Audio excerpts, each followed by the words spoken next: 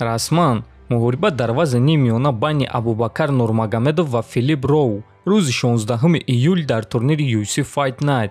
Ассалому алайкум дӯстон, хушомадем ба шабакаи мо. Дар навори имрӯза барои шумо тозатарин ва муҳимтарин хабарҳоро аз ҷаҳони ММА омода кардем. Лайк монда 3-4 калима комментария нависен. Мо боша наворо оғоз мекунем.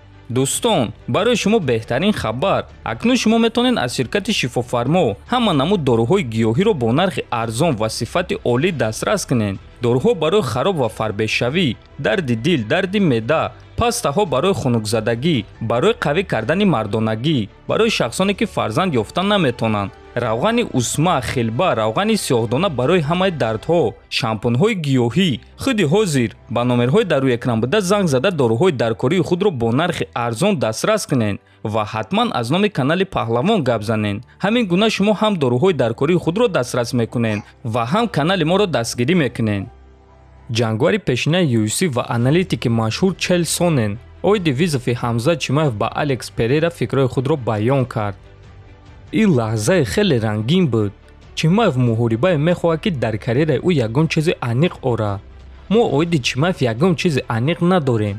агар ки ӯ муҳориба бо Перейраро гузарона, пас ин муҳориба мавқеи ӯро бақувваттар мекунад. бигзор ки ҳатто ин муҳориба дар вазни дигар гузара. барои Ҳамзат фарқ надорад. акнун вазни миёна вазне ҳаст ки ӯ метавонад ки муҳорибаи довталабӣ гузарона ва довталаби рақами 1 шавад. ин кор дар карьераи Ҳамзат ҳама чизро аниқ хоҳад кард, гуфтааст Сонен. дӯстон, дар ҳақиқат айни замон оиди ояндаи Ҳамзат Чимаев ягон гапу хабар нест. чанд рӯз пеш президенти UFC Дана Вайт гуфт ки ҳозир барои Ҳамзат ягон чиз надоранд ва намедонанд ки ӯро чӣ интизор аст. барои ҳамин дӯстон чӣ хеле ки мебинем Ҳамзат боз ба вазни миёна баромадан мехоҳад ва бо Перейра ҷангидан мехоҳад.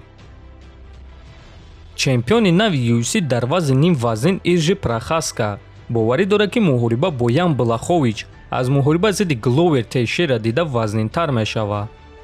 ма бояд оиди муҳорибаи навбатии худ қарор барорам.